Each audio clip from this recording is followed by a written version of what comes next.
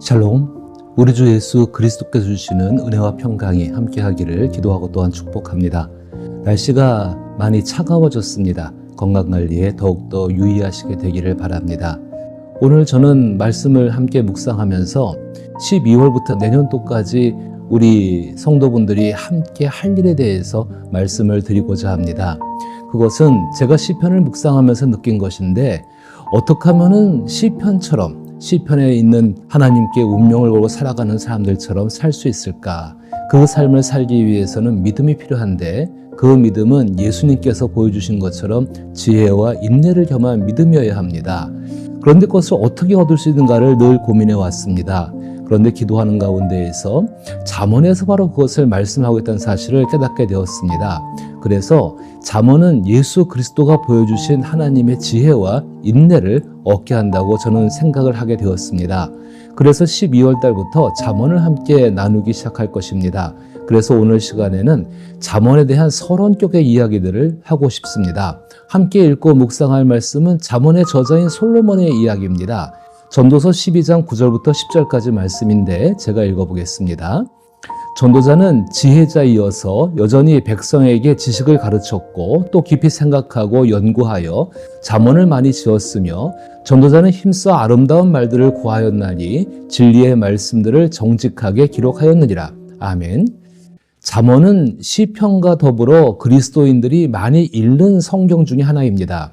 시편은 하나님의 말씀을 묵상함으로써 우리의 삶에서 겪는 경험으로 인한 다양한 감정, 고통, 기쁨들을 하나님 앞에 처리하고 찬송과 기도로 표현하는 방법을 보여줍니다. 그래서 시편은 치유와 안정감과 내면의 단단함을 얻게 합니다. 이를 통해 그리스도 예수께서 하나님을 중심에 두고 세상을 살아가셨던 내면의 모습을 알게 하고 우리 삶에 적용하게 도와줍니다. 따라서 시편의 목적은 믿음으로 하나님을 온전히 의지하게 하는 데 있습니다. 반면 잠언은 하나님을 신뢰하는 그 믿음을 삶으로 실천하는 데 있습니다. 잠언은 모든 사고와 행동의 중심을 하나님께 두는 실질적인 지침과 생각을 공부하게 하고 익히게 합니다. 따라서 잠언은 야고보 사도가 말한 것처럼 행함이 있는 살아있는 믿음의 삶을 살게 합니다. 예수님은 이처럼 살아있는 믿음의 삶을 사신 분이죠. 그 예수님의 삶은 그리스도인에게 멀리 있는 상상의 세계에 존재하는 것이 아니라, 혹은 단순히 마음에 감동을 주는 삶도 아니며 실질적으로 거부할 수 없는 삶입니다. 예수님의 삶은 하나님께 이끌려서 하나님께로부터 오는 지혜와 그리고 인내, 그리고 함께 살아가는 공동체 속에서 살아가신 삶이었습니다. 예수님께서는 홀로 지혜와 인내가 있는 믿음의 삶을 사신 것이 아니라 제자들과 함께 살아가며 그들에게 지혜와 인내의 삶을 경험하게 하셨습니다. 그리고 그 경험은 제자들이 만나는 또 다른 사람에게 전해지고 함께 나누어졌습니다. 성경은 그러한 그리스도인들에 대해 고린도전서 1장 30절과 31절에서 다음과 같이 말씀하고 있습니다. 제가 읽어보면은, 너희는 하나님께로부터 나서 그리스도 예수 안에 있고 예수는 하나님으로부터 나와서 우리에게 지혜와 의로움과 거룩함과 구원함이 되셨으니 기록된 바 자랑하는 자는 주 안에서 자랑하라 함과 같게 하려 함이라 라고 말씀을 합니다. 그리스도인들은 지혜와 인내를 가지고 믿음의 삶을 살아갑니다. 그러나 그 삶은 자랑하지 않습니다. 그 삶은 분명히 세상 가운데에서 하나님께서 이끄시는 놀라운 성공적인 삶을, 또 탁월한 삶을 살아가게 합니다. 그러나 그리스도인들은 그 삶을 사는 것에 대해서 자랑하지 않습니다. 그 이유는 그리스도 예수께서 지혜의 근본이시기 때문입니다. 그리스도인의 지혜의 근원이신 예수님께서 분명한 약속을 주셨습니다. 누가복음 21장 15절에서 내가 너희에게 모든 대적이 능히 대항하거나 반박할 수 없는 구변과 지혜를 너희에게 주리라. 지혜를 너희에게 주리라 말씀하신 예수님의 약속 꼭 기억해야 합니다. 이러한 지혜는 성경에서 얻을 수 있습니다. 그 중에서도 특히 잠언은 그리스도 예수께서 지니셨던 하나님의 지혜의 보고와 같습니다. 그런데 잠언은 성경의 한 부분입니다. 성경은 다양한 요소와 기사로 구성되어 있지만 단 하나의 일관된 증언을 우리에게 하고 있습니다. 그 증언에 따르면 인류는 죄로 인해 하나님의 선한 창조 세계를 더럽혔으며 따라서 구원이 반드시 필요한 존재라는 것입니다. 이 구원은 예수 그리스도에 의해서 이루어졌으며 오직 예수 그리스도 안에서만 받을 수 있다라고 성경은 분명하게 증언을 합니다. 그러므로 성경의 다른 부분들과 마찬가지로 잠언도 예수님의 인격과 행적에 비추어 읽을 때만이 그 의미가 가장 충만하고 풍부해지며 확실해질 수 있다는 것입니다. 예수님의 지혜는 청중의 감탄을 자아냈습니다. 예수님은 최고의 지혜를 지니신 새로운 솔로몬으로 스스로 말씀하셨습니다. 세상을 창조한 의인화된 지혜는 결국 하나님 말씀인 예수님으로 통해 드러나게 됩니다. 하나님은 예수님과 함께 세상을 창조하셨죠. 바울은 예수님을 하나님의 지혜라고 불렀고 예수님 안에는 하나님의 모든 지혜가 숨겨져 있다라고 확신하면서 우리에게 전하고 있습니다. 여호와를 경외하는 것이 지혜의 근본임을 우리가 기억한다면 하나님과 생생한 관계를 맺는 것이 절대적으로 필요한 것을 느낄 것입니다. 경외함은 몸을 사리는 두려움이 아니라 하나님의 언약의 사랑 앞에서 나타내는 친밀감과 경이로운 태도입니다. 신약 성경에서 하나님과 친밀한 관계는 오직 예수 그리스도의 복음을 믿을 때만 온전히 실현될 수 있음을 잠언은 지혜를 통해 말하고 있습니다. 또한 예수님은 하나님을 사랑하는 것에 대해서 지혜를 다하라고 우리에게 말씀하고 계십니다. 우리가 예수님을 닮아 이 땅에서 예수님처럼 살아가고자 한다면 잠언을 통해 하나님의 지혜를 얻기 위한 노력이 필요합니다. 많은 신앙인들이 잠언을 사랑하고 읽으며 암송하고 실천하려고 하지만 하나님의 지혜로운 삶을 살아가지 못하는 경우가 종종 있습니다. 이는 안타깝게도 잠언을 신앙을 위한 단순한 격언으로 이해하고 읽고 있기 때문입니다. 잠언은 시라는 예술 형태를 지니고 있습니다. 따라서 잠언을 통해 하나님의 지혜를 얻고자 한다면 그 내용을 깊이 음미하고 숙고하고 그 내용과 자기의 삶에서 씨름해야 합니다. 이 과정을 통해 우리의 마음과 생각 안에 지혜가 자리 잡을 수 있는 공간이 마련됩니다. 그리고 그 지혜를 실천할 때 하나님의 지혜로 세상을 살아가면서 예수님처럼 능력을 갖추게 되어집니다. 그런데 한글 성경은 한글과 히브리어의 고유한 차이로 인해 히브리 시가 지니는 다양한 다중적인 의미를 모두 표현하지 못하는 것은 사실입니다. 히브리 시의 가장 기본적인 특징은 대꾸법입니다. 이는 두 개의 구나 절 문장을 나란히 배치하여 서로를 꾸며주고 구현하는 시의 기법입니다. 앞의 생각을 뒤에서 더 확장할 수도 있고 대꾸법을 사용하여 수위를 낮추고 한정할 수도 있습니다.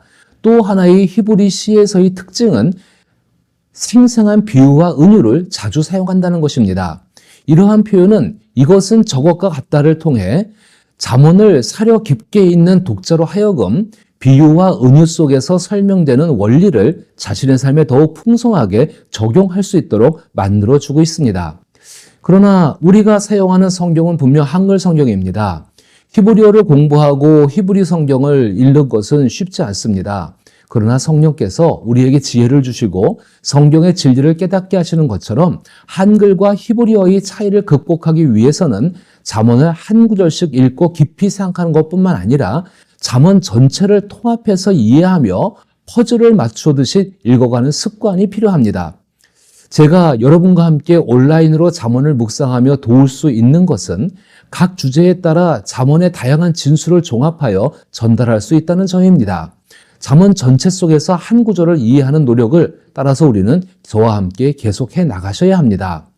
그러나 잠언은 상당히 신중한 가운데에서 기록된 성경입니다. 잠언의 저자인 솔로몬은 오늘 본문의 말씀과 같이 전도자는 지혜자이어서 여전히 백성에게 지식을 가르쳤고 또 깊이 생각하고 연구하여 잠언을 많이 지었으며 전도자는 힘써 아름다운 말들을 구하였나니 진리의 말씀들을 정직하게 기록하였느니라 라고 말씀을 하고 있죠.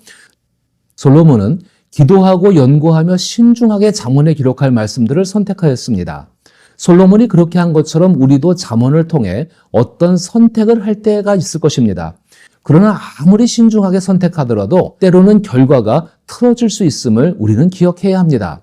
이는 우리가 깨어진 세상 속에서 살고 있기 때문입니다. 지혜로운 사람은 어떤 선택을 하든지 일이 꼬일 수 있음을 알고 있는 사람입니다.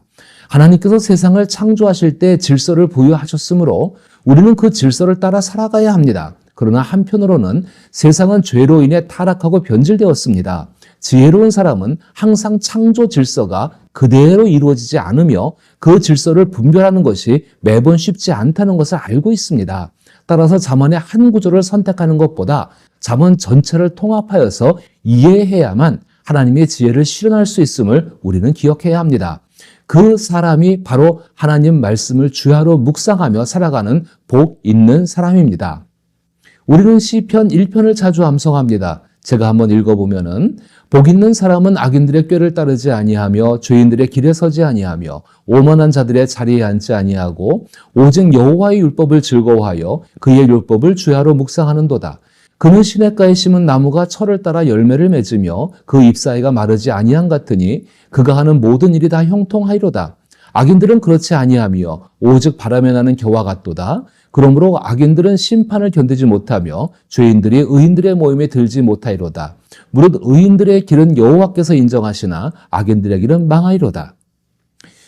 시편 전체를 이해하기 위해서는 시편 1편에서 말하는 것들을 기억해야 합니다. 시편 1편에서는 복 있는 사람에 대해 언급하고 있습니다. 복 있는 사람은 오직 여호와의 율법을 즐거워하며 그의 율법을 주야로 묵상하는 사람이라고 말합니다. 율법은 모든 성경의 가르침을 포함하고 있습니다. 묵상이란 그 의미를 깊이 새기는 것을 의미합니다. 즐거워하다는 단순히 율법을 따르는 것을 넘어 하나님의 계명을 사랑하는 것을 나타냅니다. 예수님은 이 땅에서 하나님 말씀을 사랑하는 것을 넘어 그 말씀을 직접 행동으로 실천하셨습니다. 그로 인해 십자가에서 이루신 예수 그리스도의 역사는 하나님을 바라보는 그리스도인들의 마음을 변화시킬 수 있습니다. 따라서 우리는 시편 1편에서 말하는 복 있는 사람이 바로 예수 그리스도임을 또한 알 수 있습니다. 우리가 시편 1편에서 복 있는 사람이 예수 그리스도라는 사실을 믿는다면 우리도 하나님 말씀을 통해 그리스도처럼 복 있는 사람이 될 수 있습니다. 이는 하나님께서 결국 우리를 찬양하는 할렐루야의 사람으로 만들어주신다는 의미이기도 합니다. 동시에 시편을 구약의 한 성경으로만 이해하는 것이 아니라 성경 전체 속의 한 책으로 이해할 수 있는 이유이기도 합니다. 이런 취지를 가지고 너즈날의 영상들을 만들었습니다. 여러분께서도 너즈날 영상을 다시 한번 시청해 주시길 부탁드리고 특별히 잠언을 함께 묵상하면서 너즈날 영상 시청을 게을리하지 않았으면 좋겠습니다. 예수 그리스도께서 우리에게 보여주신 믿음으로 사는 모습은 의무의 차원을 넘어 자발적으로 기쁘게 자신을 하나님께 맡기는 것입니다. 따라서 성경을 묵상하고 말씀 안에서 기뻐하는 것은 하나님과의 관계를 깊게 할 뿐 아니라 삼위일체 하나님 그 자체를 이해하는 비결이기도 합니다. 하나님의 말씀에 어긋나는 시각과 관점은 우리가 어려움을 겪을 때 이겨낼 힘을 주지를 못합니다. 주님의 말씀은 결코 마르지 않는 생수의 근원이 되어 우리 삶에 영원한 생명력을 공급합니다. 이제 마지막으로 나 자신이 가지고 있는 예수의 생명력이 나에게만 있다면 그것은 아무 의미가 없다는 것을 우리는 확신해야 합니다. 시편과 잠언은 공동체를 전제로 합니다. 특히 잠언은 하나님의 지혜가 공동체 속에서 실현되어야 함을 강조하고 있습니다. 종종 우리의 신앙은 개인의 성화를 위해 전력할 때가 있습니다. 그것도 필요한 일이지만 주 예수 그리스도의 십자가에서 예수 그리스도만을 위한 것이 아니라 모든 인류를 위한 것이었다는 것을 생각해야 합니다. 이처럼 잠언도 기본적으로 공동체의 교육을 위해 존재합니다.